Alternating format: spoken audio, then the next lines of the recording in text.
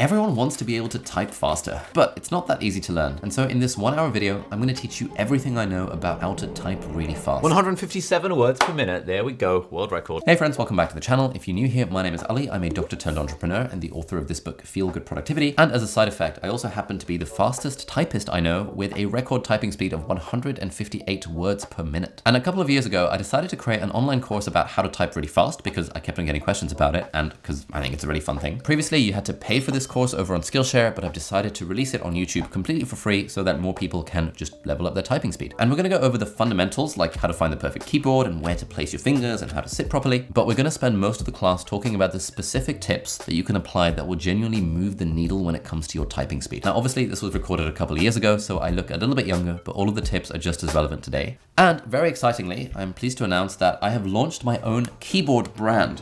It's called Light Mode, and the first product, the mechanical keyboard, is now available, which is pretty freaking cool. I never thought I would be designing my own keyboard, but after the success of this YouTube channel and business and stuff, I was trying to think what would be cool and exciting. And I thought, well, I love desk accessories, I love keyboards and backpacks and notebooks. So how sick would it be if we were able to just design our own line of these productivity essentials and do that in a way that suited me in terms of my preferences, but also the aesthetic that I like, which is why it's called Light Mode, because I'm not a fan of these like black RGB colors and all that kind of stuff. I much prefer to things to be white and clean and aesthetic. So if you're interested in checking this out, you can go to lightmode.com. There'll be a link down below as well. Obviously, you don't need a fancy keyboard to improve your typing speed, but it does genuinely make the experience of working and doing anything at a computer just a little bit more pleasant, which is why I always have this keyboard on my desk at all times. Anyway, please feel free to jump around the timestamps in this class, and I do hope you'll find it useful in improving your own typing speed.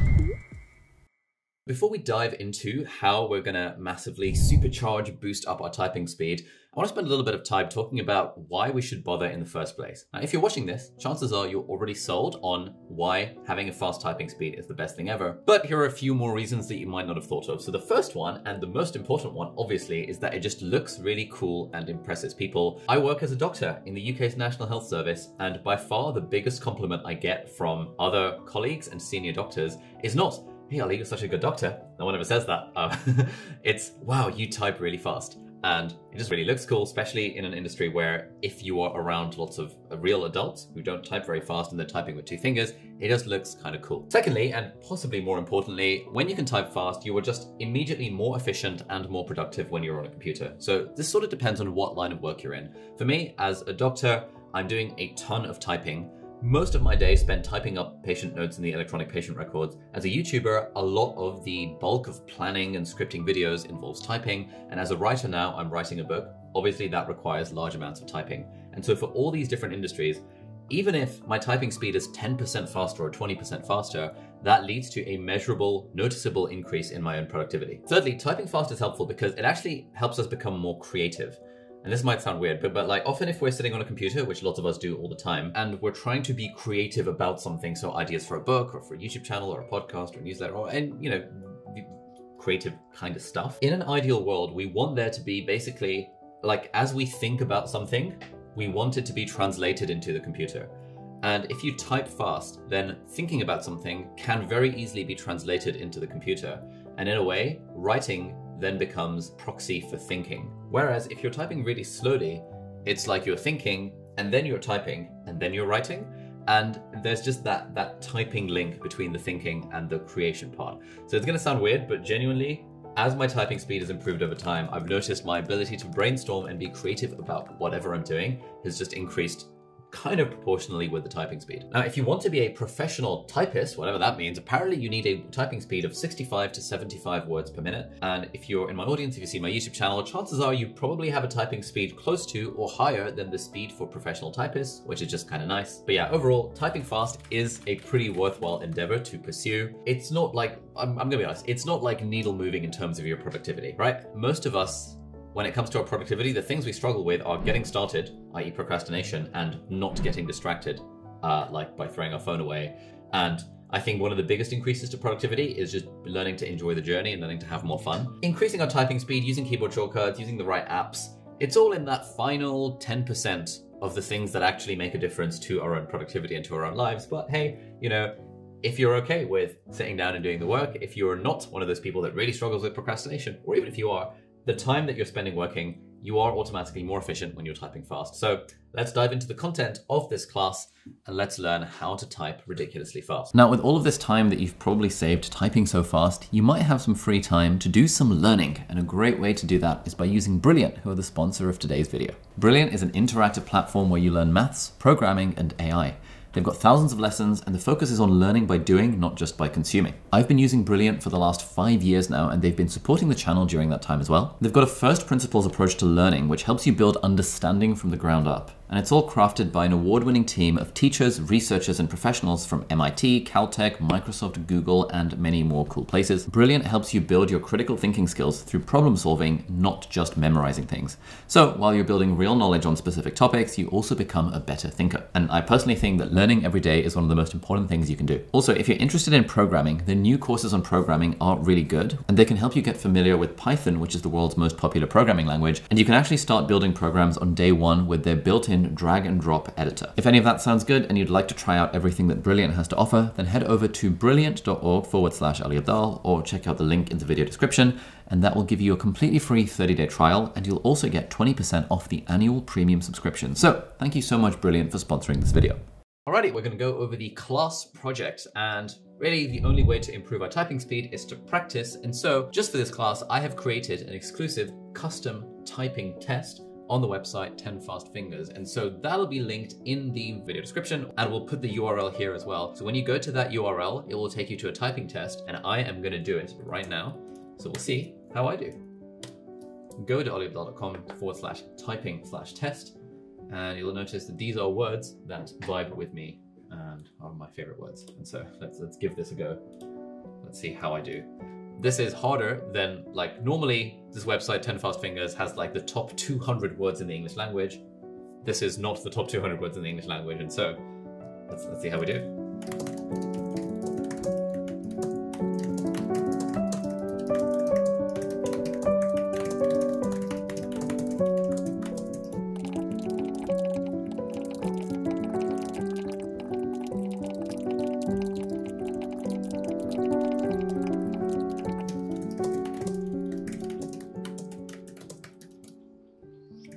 Alright, 123 words per minute on this one. My usual when it's the top 200 words is like 150 words per minute, and hopefully we can increase our typing speed over time. So that's a class project, and I'll see you in the next video.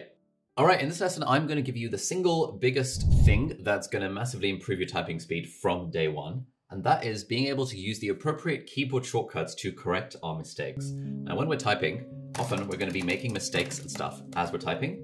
And so what we want is to build the muscle memory for how we can correct those mistakes. I'm going to type something, let's say Mr. and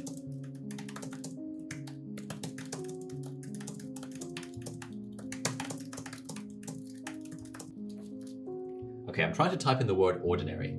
Now let's say I put in this typo, ordinary, or whatever that means. Now the wrong way and the noob way of like correcting this mistake is backspace, back. Basically, anytime you're finding yourself pressing backspace more than twice, you're probably doing it wrong, and there's probably a more efficient way of doing it. And so, let's say I have got this word completely wrong.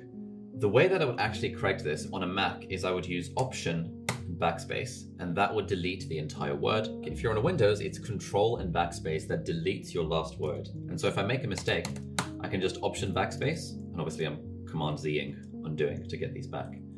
So Option backspace, really quick way of significantly increasing your typing speed, because now you're not like massively tapping back every time you need to correct a mistake. Now, what are other ways that we can do this? Let's say now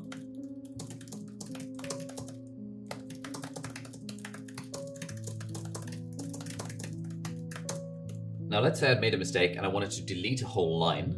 This comes in handy surprisingly often. On a Mac, to delete a whole line, it's Command and backspace.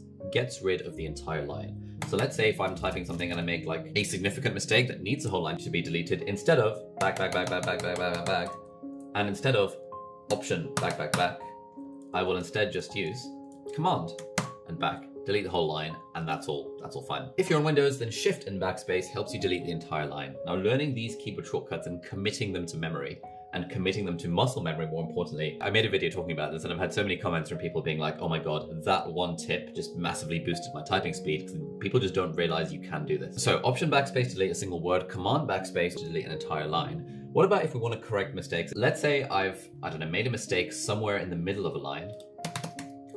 Let's say, I don't know, let's say I put the word ashy over there, even though it's entirely not necessary. Let's say I get to the end of the line and I realize I've made a mistake somewhere before the line. Now the noob way to do this is to pick up the mouse, click on the line, and then delete stuff. We're not going to use the mouse. The other noob way of doing it is to go arrow, arrow, arrow, arrow, and like hold the arrow down to get to the right point. Again, fairly noob way of doing this. That's not how we want to do things. Instead, we can continue to use these exact same keyboard shortcuts, Option and Command. So Option and arrow key takes us to the start or end of a new word. And so if I want to jump around the lines very quickly and want to get to this ashy mistake that I've made, Option, left, left, left, left, left, and I'm at ashy, and I can go left and right to select it. Now, if I want to get rid of that word in particular, obviously I can use Option backspace, or I could use Option Shift left to highlight the word, and that means I could immediately replace it with something if I wanted to. By the way, most people know this, but you can use Shift and arrow keys to highlight stuff using the keyboard, and therefore if you're using Shift and Option, you're highlighting whole words one at a time, and if you're using Shift and Command, you're highlighting an entire line. So overall, we get a mistake mid-line, we do not touch the mouse because we're not allowed to use the mouse, more on that later. We're not allowed to repeatedly mash the left arrow key. Instead, we're going to Option 1, 2, 3, 4, and we've got the word. And if you haven't done this sort of thing before, it's going to seem really, really weird. But trust me, within about a day of doing this, it'll become so much a part of your natural vibe that you just will think, oh my God, how could I have ever done anything any differently? Tip number 4, shortcut-wise, is you can do the same thing with Command. So if you do Command left and right to go to the start or end of a line, on Windows, you can definitely use Home and End on your keyboard, which are often in a weird position, but you can use Home and End to go to the start or end of a line, which also comes in handy. And so putting it all together, let's say I've just typed in somewhere over the rainbow was up, there's a land that I heard of once, ad, and I want to correct this. Let's think about how we can incorporate all these keyboard shortcuts to fix these mistakes. So somewhere over the rainbow was, I'm just gonna go, oops, up, backspace, way, and now I'm using Option to skip to the next way up. Highlight it, replace it. And now there's a land that I heard of once. In a lullaboo becomes lullaby. And then I can just delete that whole word. So hopefully you saw what was going on there. Basically, I'm just using a combination of Alt left and right, Command left and right to go to the start or end of a line, Shift to highlight things that I need to highlight, backspace to delete things that I need to delete. And that is the sort of thing that you want to be practicing to instantly boost your typing speed. All right, let's talk about finger placement now and like the anatomy of the keyboard and the anatomy of the keys. So on basically all keyboards, the F and the J key, assuming you're using the QWERTY keyboard layout, the F and the J key will have like a little thing on them that will make you be able to feel where the F and the J key are. So on this Apple Magic keyboard, you'll see it's just a little thing at the bottom of F and just a little thing at the bottom of J. And so without looking, I can return to my resting home position, which is index finger on F and J, middle finger on K and D, ring finger on L and S, and then pinky on A and pinky on semicolon. And this is sort of the default typist's position. And if you ever take a typing course or anything like that, they will tell you you always want to return to the home position. And usually, I mean, when I type at least, I have my palms resting on the desk, but some people would like to elevate the palms by using some kind of thing. You don't really need it. Palms resting, returning to home. Now this is the position where all the magic is being worked from. Let's now talk about what fingers you use for typing. Now, if you're a complete pro, like the world's best typists, will be using all 10 of their fingers in various different points. I don't use 10 of my fingers. I actually broadly use just these 6, and the thumbs, obviously. Thumbs with the space bar, and then these 6. Like, my pinky is not particularly powerful. And so if you're a pro, what you actually should do is when you're typing and you're pressing A, you're pressing it with your pinky. But I don't do that broadly. When I press A, I press it with my ring finger. And I've just trained that so much that it just feels so much more natural for me to press A using my ring finger rather than using my pinky. But the general rule of thumb is use as many fingers as possible, because there's another principle in typing, which is the minimum movement principle. So you want to move your fingers as little as possible to be able to hit the keys. And so the people that go like all the way from above or typing like this, it's going to be less efficient. Like if you watch an actual speed typist, the way they type, it just sort of looks like this. They're like, it doesn't seem like their fingers are moving very much. Whereas something like this, where the fingers are moving like absolutely loads, that's actually not going to make your typing particularly fast. And so this is what mine looks like. That's my natural typing.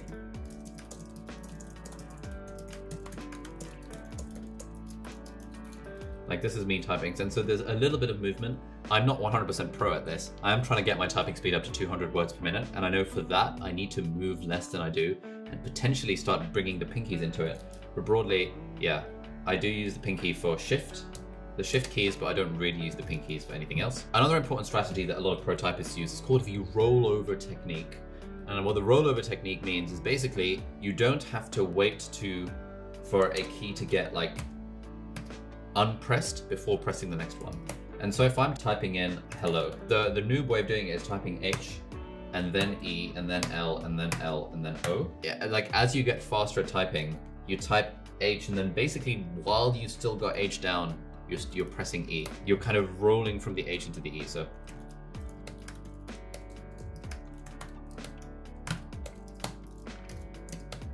and so, for example, one thing that I type quite a lot often is like SAF for Safari, because I use Alfred, which I'll talk more about in a minute. And if I'm typing SAF, I'm not typing in S and then A and then F. I'm kind of just sort of rolling my fingers across S and A and then going to F. And so it's sort of like if you ever see like a pianist play, they don't like one at a time. They like roll their fingers across the keyboard.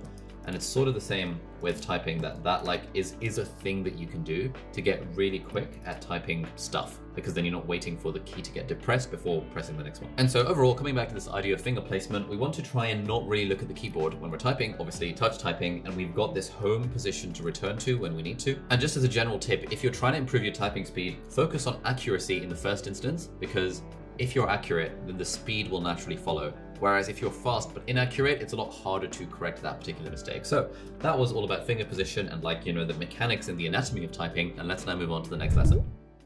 Let's talk about how to build the muscle memory. And the answer here is we just need to practice. So in this video, in this lesson, I want to talk you through my favorite way of practicing, which is the website 10 Fast Fingers. So this is what 10 Fast Fingers looks like. Unfortunately, it always has a load of ads on it, but it's my favorite way of doing a typing test, because what they do is they look at the top 200 words in the English language, and I think they've got this in different languages as well, and it just feels like a very natural way of testing one's typing speed. And so let's do a typing test right now.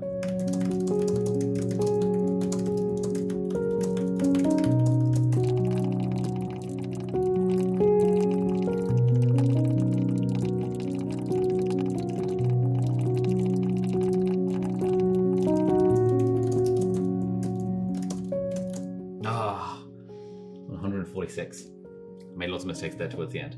But basically, I've been doing this since about the age of 13, where every few weeks, I'll just decide, you know what, I'm going to test out my typing speed. It's not particularly deliberate practice, but it's just a way of like benchmarking your typing speed and hopefully increasing over time.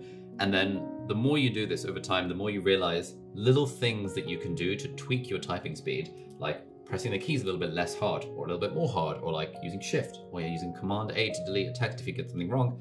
All these little tricks that you'll pick up as you do typing tests on this website. Now, in terms of how much time you need to put into practicing your typing speed, we actually have a case study on this. One of my team members, Angus, who is sitting over there and behind the camera for this course, his typing speed was 60 words per minute a few months ago when he first discovered this website.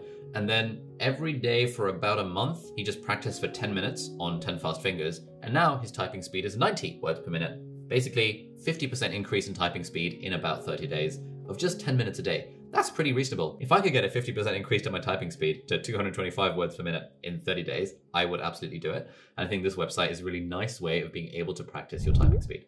We are now talking about how we're going to correct our mistakes when typing. Now, this is an important one, because given that we've all been typing for years, we all have idiosyncrasies in the way that we type. And so for each one of us, like whoever you're watching this, you've probably got different like weirdnesses of your typing than I do. And what we want to do is we want to find a way of correcting our mistakes so that we're improving the worst aspects of our typing. Because generally in life, improving your weaknesses is not the way to excellent performance. Like it's actually by focusing on your strengths and playing to your strengths that we tend to excel in most things. For example, Rafael Nadal, famous tennis player, he often runs around his backhand. His backhand is good, but it's not amazing, but he often runs around it to play a forehand, and his forehand is his strength, and therefore he capitalizes on that strength. Equally, Lionel Messi takes like 80% of his shots with his left foot and only like 20% of them with his right.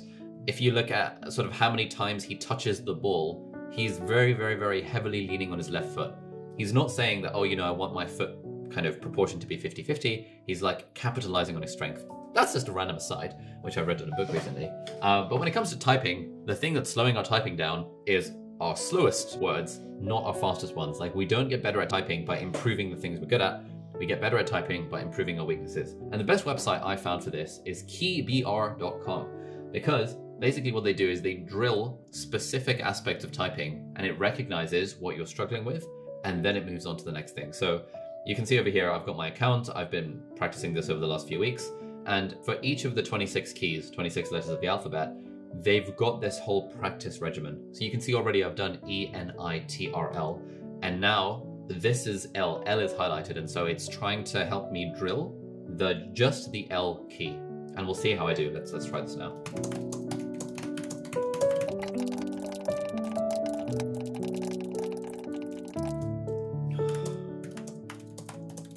And you can see here, so my average typing speed, 32.9 words per minute. That's not true. Best typing speed, 32.9. Confidence level, 0.96. Learning rate, 271.4 words per minute per hour. Not bad. Oh.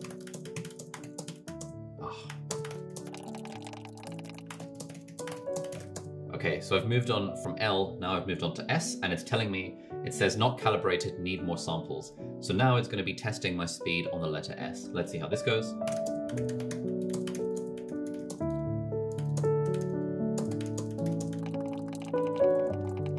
Okay, so it said I was green there already. Let's try A.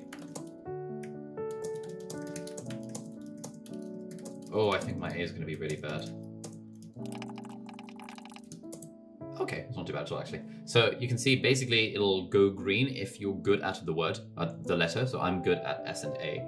And then it goes red or orange or yellow, depending on if you're bad at it, and then it will just drill that specific letter. So this is a fantastic way of improving our weaknesses when it comes to typing. You can make a profile, you can like share your results, you can like compare yourself with other people. You know what, let's just try multiplayer and see what happens. Multiplayer is quite fun to do as well, where you're literally competing against people like head to head. Let's go.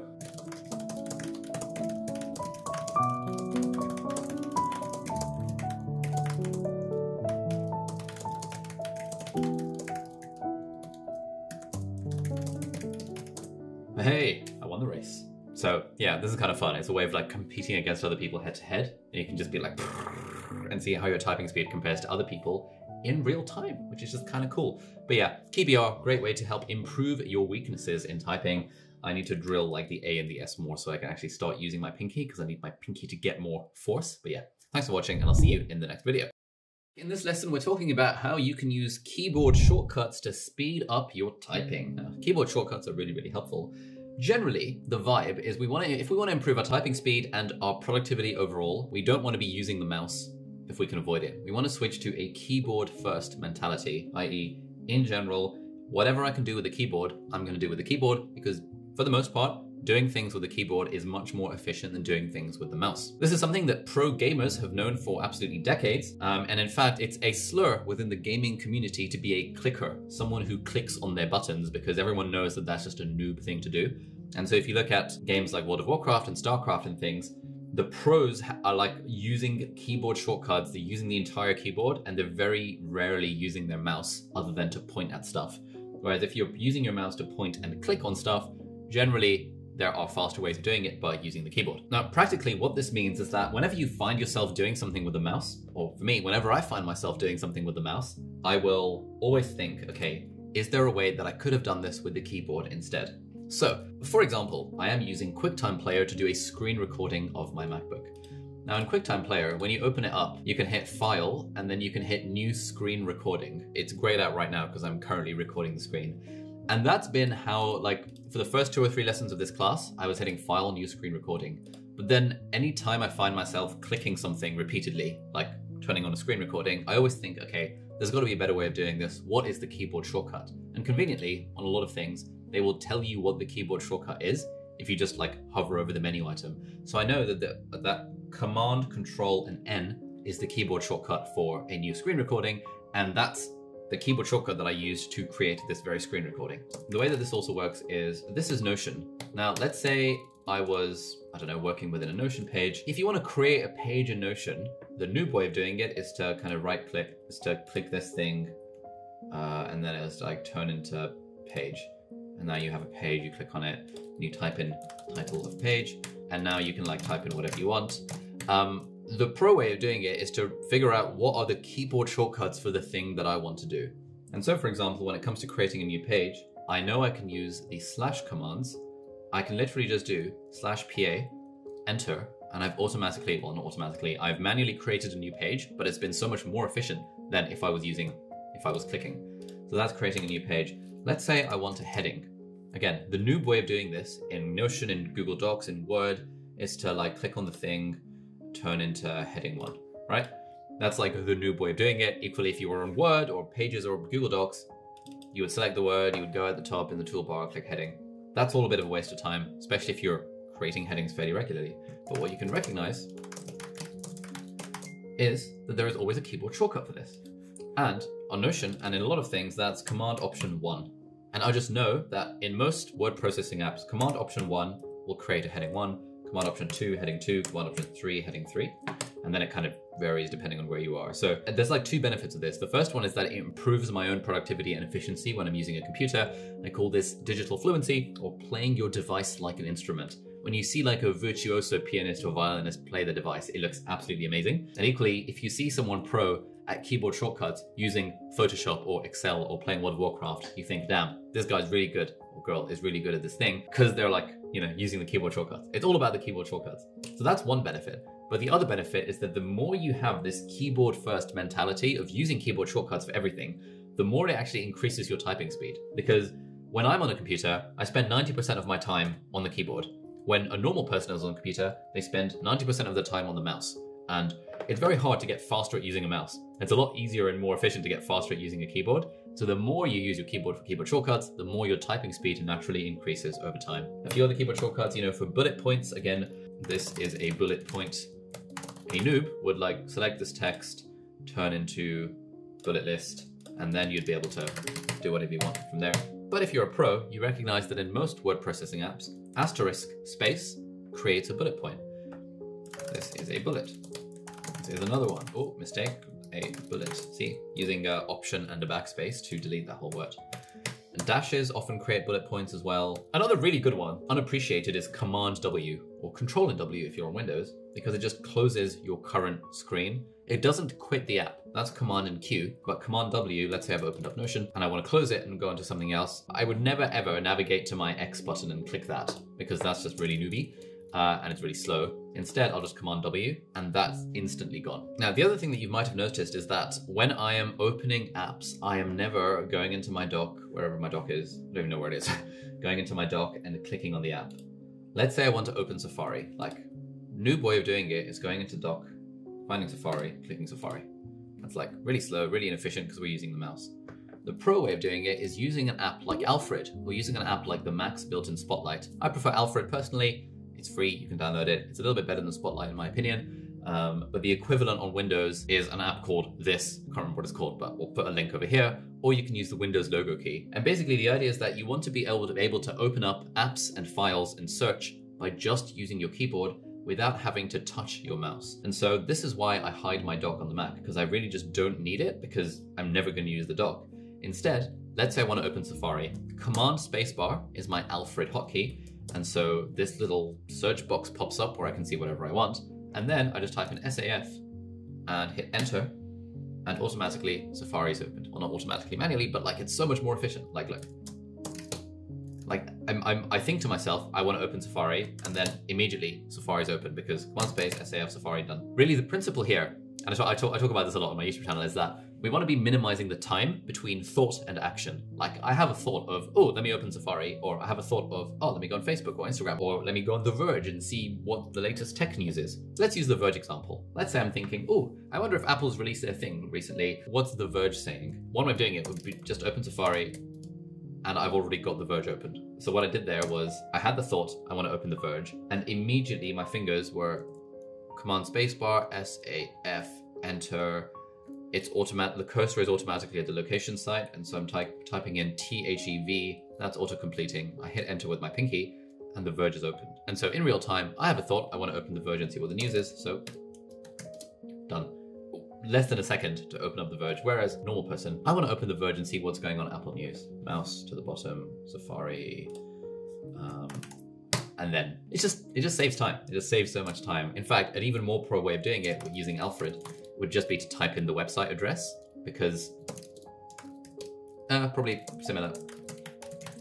Yeah, the nice thing about Alfred is that it lets you search for absolutely anything. So that was theverge.com. Often I use Google as a currency converter. So if I'm buying something, I want to convert $1,000 into pounds, UK pounds. How might a normal person do this? A normal person would go on Safari, click on the thing, go on google.com, and then type in 1,000 USD in GBP, and then you would have the conversion. Still pretty fast, because I'm pretty good at typing, not gonna lie. But it's just kind of slow. Whereas if you use Alfred, you can just search. And if you type in something that's not a website URL, it just automatically searches Google for you, or whatever default search engine of choice you want to use. Let's say I want to open a folder. Now I know that in my iCloud drives, in my documents, I have a folder called To Print, which is files that I put for printing. This is how a noob would navigate that space. So we go to Bing, go on Finder, go on iCloud Drive, go on Documents, and then go on, where is it? To Print, I'm looking for To Print. And I've navigated to my folder. And so you'll see in the timer that this took quite a while. And now I've got my file and I can print it and I can do whatever I want with it. When you've got Alfred, what you can do is you hit Command Spacebar, you hit Spacebar again, and that gives you this open file dialog. Search for files on your Mac and open. And now I can literally just type in To Print, and because I know that that's the name of the folder, and it will just immediately open it. So again, in real time, I'm thinking to myself, I need to print something. So I'm opening up Alfred. And I've just saved so much more time than I would have done by clicking. And again, this feels like nitpicky. This feels like not very much time saved, but genuinely, when you do this hundreds of times a day throughout a whole working day of like opening stuff and doing stuff on a computer, it just saves a huge amount of time by using an app like Alfred or Spotlight or the Windows logo key instead of using the mouse. And it has the side effect that it also boosts your typing speed. And so right now, I'm thinking, okay, I've made that point. What's the next point I want to make in here? And so I'm thinking, okay, let's open up Notion. And so I have that thought. My fingers are already, Command Spacebar, typing in Notion. Or I could have been typing not, and it would work. NOT just by itself often doesn't work because I often use Apple Notes. And so here's how I would open up Notes. But now, immediately, because I know I've got Alfred, I'm thinking I want to open Notion. Notion gets open just almost by instinct. And now I can look down and be like, okay, was there anything else I wanted to talk about in this lesson? Yes, there is. And that's the final point that I want to end with. Command W to exit Notion, because I'm not a clicker, because I'm not a noob. Final point I want to end with is that when you find yourself using the mouse for things, you can just Google like keyboard shortcut for the thing. I often do this, like if I find myself clicking on stuff, I will just Google keyboard shortcut for a new file in Final Cut Pro. And it will tell me what the keyboard shortcut is using the Google snippet thing. And then I'll know for next time. And then I try my best just to learn the keyboard shortcut. Because once I've committed it to memory and muscle memory, it doesn't take very long for me to then start using the keyboard shortcut rather than using the mouse. So switch to a keyboard first mentality. It will change your life. Thank you for watching, and I'll see you in the next lesson. When it comes to typing, often, the best way to increase your typing is to not have to type at all. Might sound weird based on what I said in the previous one about like not using the mouse. But what I'm talking about in this lesson is the power of using snippets and using apps that help you type things faster. So what does this mean? Basically, there are lots of apps that let you do this.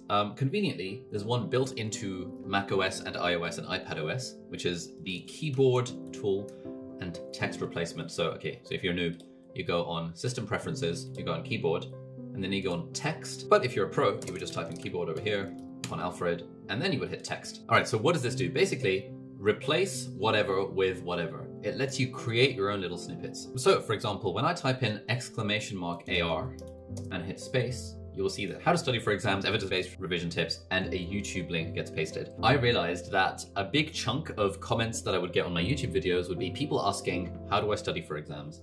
And I would always think, oh, I want to link them to the video that I've made literally about this thing. And after doing this 2 or 3 times, I realized, hang on, this is a waste of time. Let me just convert this into a snippet. And now if I want to refer someone to this video, !AR stands for active recall, and I can just paste this in, and I've given them a really useful link, and people think, wow, Ali's taken the time to reply to my comment. Little do they know, if they haven't watched this video, that actually just took me 3 keystrokes, whether I'm on my Mac, or if I'm on my iPhone, or if I'm on my iPad. All of these replacement thingies synchronize. What about for other stuff? You know, people often ask me, Ali, what keyboard do you have? And so I have an !KB, which replaces it with an emoji, it tells it what it is, and it gives them an affiliate link. I've made so much money off of this affiliate link for this keyboard, mostly because it's so easy to tell people when they ask. So if someone asks in a YouTube comment, I just type in !KB, and then that's all good. Even if you're not a creator, this is kind of useful. Let's say you want to create a snippet for your email address. You could, I don't know, I mean, I've got !EM for mine, but you could do *EM for yours. So you could replace that with my email address at gmail.com. And now *EM, if I type it in, will replace it with your email address. This is really helpful if you're making an account on a website, if you're filling in your details, if you're buying something on the internet. You know, we often have to type in our email address many times a day. At least I do. And so *EM lets you automatically snippet that email address. If you're not on a Mac device, if you're not on an Apple device, then Windows has its own apps that let you do this. Or alternatively, if you're feeling particularly frisky, then you can use Alfred as well. Alfred has their own built-in snippets feature, which is a little bit more advanced than the iOS built-in one, but the iOS built-in one has most of the features that you'd want to use. Other things this is quite helpful for, you know, Muslims say Jazakallahu khairan, which basically means thank you, or like blessings of God be upon you. It's a lot of effort to type that out, and so I've created a snippet that I type in Jazaka, and then it replaces it with this. Equally, if I want to say Assalamu alaikum to someone, this is kind of funny. No one does this in real life on text, but I've got if I type in ASA, it replaces it with Assalamu alaikum wa rahmatullahi wa barakatuhu, and people will get that and think, whoa, that's a bit intense. It's pretty intense, but it's just kind of funny because they don't realize that it just took me 3 keystrokes to send out this whole huge ass kind of like greeting type message. IA, inshallah, God willing. OMW becomes on my way. I think that's one of the ones that's built into iOS. You know, if someone says salams to me, like the text speak way of doing it is typing in WAKS. But if you have a text snippet, WAKS becomes wa alaikum assalam wa rahmatullahi wa barakatuh. It's just kind of funny. It's not really, you know. So whatever your own circumstances are, you will find a way for snippets to be useful. Let's say I need to get my VAT number.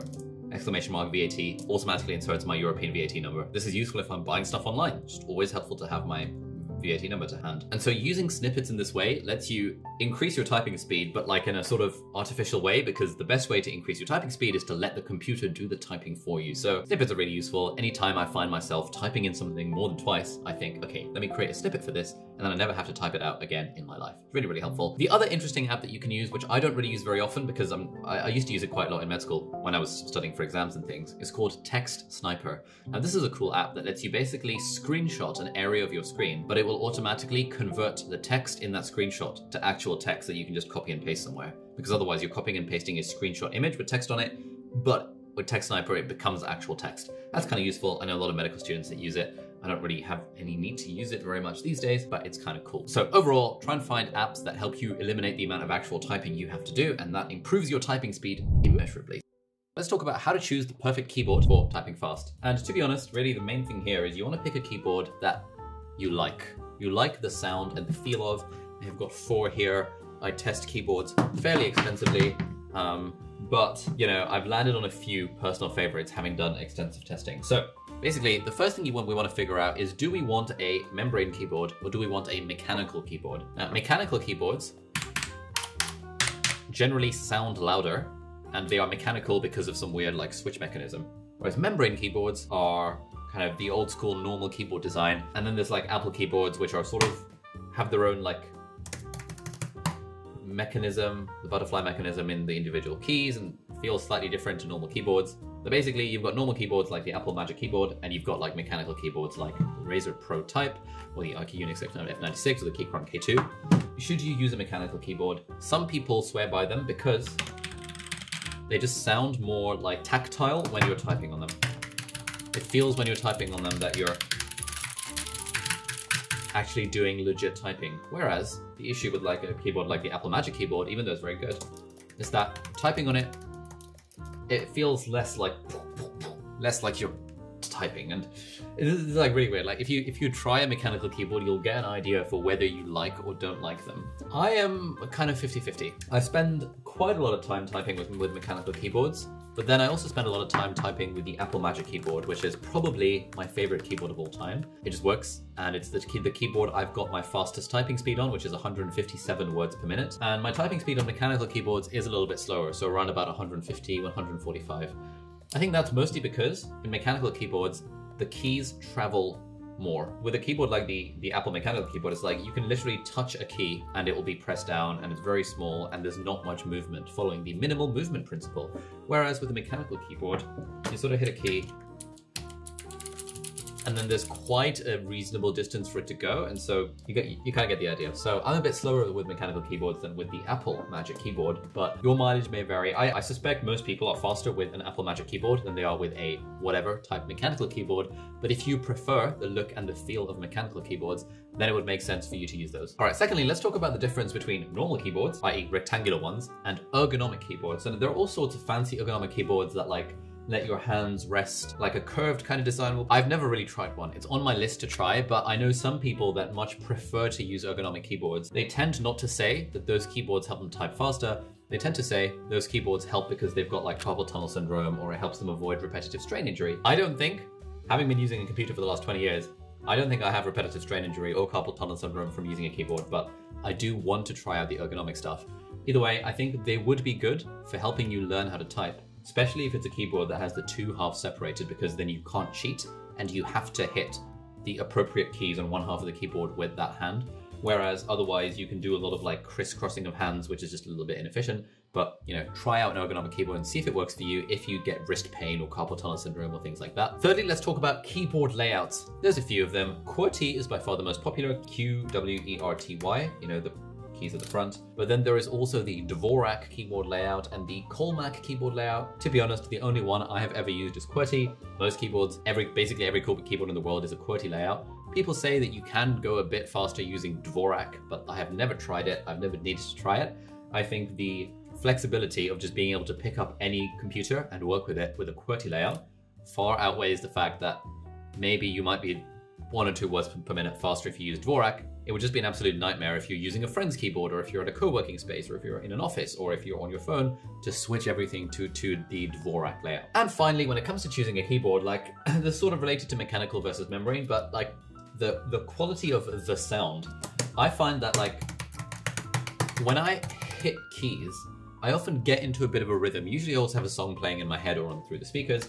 I kind of get into a bit of a rhythm while I'm typing, and so it sort of feels as if I'm sort of like bounce around a bit, and I'm like sort of playing my keyboard as if it's a musical instrument. And so that's kind of why I sort of like the feeling of some of these mechanical keyboards, because they have more of that, like, you know, that feedback, that like sound feedback. But broadly, one thing I suggest to people is that generally, if you hit the keys a little bit harder, you're probably going to type slightly faster. At least that's what I find. I find that when I'm trying to be quiet, i.e. if it's nighttime and I don't want to make noise, I'm typing a lot slower. Whereas if I'm, you know, typing with abandon and hitting the keys quite hard, I tend to type faster that way. So just some general thoughts on choosing the perfect keyboard. If you want my personal recommendation, it would be the Apple Magic Keyboard. Even if you're on Windows, to be honest, it's just really good. The best keyboard I've ever used. But another really nice keyboard is the IQ Unix F96. It's very overpriced. A cheaper version would be the Keychron K2. We'll put links in the video description to all of those, and an affiliate link to this one, which has a 5% discount code if you like. But yeah, Apple Magic Keyboard all the way. Let's talk about how to sit properly for comfort and speed. And really, this is like, if our fingers are in the right position, if our bodies are in the right position, and we're appropriately relaxed and in the right posture, then that's going to translate to our typing speed. But more importantly, it's going to help our life generally when we don't have back pain and neck pain and shoulder pain. Now, this is something that I now take quite seriously. I've got this fancy chair from Herman Miller, and then the guy who came to deliver it is like a Herman Miller posture specialist who, like, you know, set it up for me appropriately and told me kind of what the appropriate posture was. And I've got friends who are physiotherapists and work in this department who I also talk to about this stuff quite a lot. Basically, the key thing is, you want to sit in a sensible way, right? So broadly sitting straight with like some level of back support. So for example, sitting on a stool that doesn't have a back is generally a bad idea because you just end up going into this posture. And like the ideal posture is more like, if you know, my personal trainer calls it like, he's a posture specialist as well. He calls it like, imagine Leonardo da Vinci's Vitruvian Man, which is like this. This is like the position you want to have when you're like sitting down at a desk. Or just generally in life, sort of arms open in this sort of fashion. Whereas when you go like this, your shoulders start to cave in and your neck starts to, you start to adopt this kind of posture, which is absolutely not what we want. Instead, we want more of an open, this kind of posture, sort of chest out, shoulders out, arms out. Like this is a very relaxed default anatomical position for humans. And so when we're sitting at a computer, we want our feet nicely on the ground, and we'll do it without like the arms of the chair right now. But you want like a 90-degree angle here, more or less. And you want like a 90-degree angle here, more or less, so that when you're sitting at your computer, like broadly, you could draw a straight line here, and it would be like a 90-degree angle. At least this is how most posture specialists talk about this kind of stuff. And so the way that I would sit at the computer, I sit quite far in, so that my resting position of my hands on the desk is basically at 90 degrees, and the resting position of my hips and my knees is also at 90 degrees. So we're trying to draw as many 90-degree angles as possible. So that's like a good thing to do. If you have a chair that has arms, what the Herman Miller guy said, and I thought this was great because I never used to do this, is you want these arms just to sort of be just slightly above the desk. So if this desk was higher, the arms would be below the desk and it would be a bit weird, but this is a kind of very, very natural, comfortable position that I could just be in forever. And as long as I'm kind of broadly moving once an hour or whatever, I find that I don't get any kind of back pain or shoulder pain. Whereas before I got this chair and before I started to think about my posture, I used to get a lot of these sorts of pains. Anyway, so this is kind of my default typing position where I've got my 90-degree angle, feet to knees, and sort of hips to torso, and then, you know, down here. And now it's just very easy for me to type away and stuff. Also, in terms of like monitor position, people usually say that you want your monitor to be like straight ahead, but slightly down. And so in an ideal world, this monitor would probably be a bit higher than it actually is. Like I'd probably rest it on something like a book or something. I just haven't been bothered because it just looks kind of bad. Sort of this is, people say you should have like a 15-degree angle between the top of your eyes and like the center of the monitor. The problem with a laptop is that a laptop encourages us to be in this kind of position because we're looking down and therefore our neck is strained and we don't want that. We want to be as much in that Vitruvian Man anatomical position as possible. And that's the sort of thing that you get when you have a monitor that's like very easy to see by just moving your eyes. We don't want it so high that we're training our neck. We don't want it so low that we're training our neck. We want our neck in a neutral position and our eyes to be kind of generally pointed very slightly downwards. So yeah, in reality, I should have this book very slightly more raised. The main thing is that when you've got this sort of posture and typing becomes comfortable and fun, then it just translates to typing speed, but it also translates to health and generally longevity and lack of back pain and this sort of stuff. You don't need a fancy ass chair, you just need a good chair that has like back support so that you're not having to like sit on the edge of your straight and sit completely straight, because that is also kind of very, it's an energy demanding posture to sit on the edge of a stool and sit kind of bolt upright. That's usually what we think of when we think of good posture. But actually what a lot of these like physiotherapists and posture people say is that you want to be comfortably your back wants to be comfortably supported by the chair. So this is not good posture, but kind of a relaxed position is.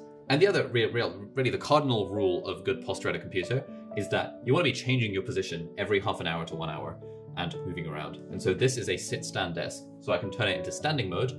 And I often do that when I don't have a light and a camera pointing downwards. Or if I'm working somewhere else, every hour or so, I will try my best to remind myself to get up, move around, go to the toilet, grab a coffee, grab a drink of water. And there's some people that say that there is no perfect posture. The perfect posture is not the posture you were in previously. The thing that does move the needle for our posture and our health and stuff is moving regularly, as opposed to having the perfect posture that you're sitting in all the time. So those are just some thoughts on how to sit properly for comfort and speed. And if you want a standing desk, I'll put a affiliate link to standing desk from Fully that I've had for 2 years now. It's great. I swear by it. I'm going to buy multiple copies of this whenever I get an actual office. But that was how to type faster and more comfortably with posture and stuff. So thanks for watching, and I'll see you in the next video. All right, that brings us to the end of the class. Thank you very much for joining. I hope this class has given you some tips on how you can make your typing faster. People always ask me about this, so I buy it. It's one of my most popular YouTube videos on my channel, if not the most popular. So hopefully this class will have been a bit more of an expansion. If you want to see more tips on how to type fast, I've got links to 2 YouTube videos that I've done about it. And if you're interested in tips to improve your productivity more generally, I have 3 classes on Skillshare specifically themed around productivity. One is about productivity for creators. One is about productivity principles that I use to make my life more productive. And one is about the productivity equation, incorporating the pilot, the plane, and the engineer mental model that I use to think about productivity as well. So hopefully you found all this stuff helpful. If you want to keep up with your typing, remember to do some practice every now and then. It's kind of fun, it's kind of a bit of a game, and it's always a bit of a flex competition to have with your friends and with friends on the internet to see who can type the fastest. So thank you so much for watching. Hope you enjoyed this class, and do please leave a review if you found it useful. And I'll see you hopefully in the next one. Bye-bye.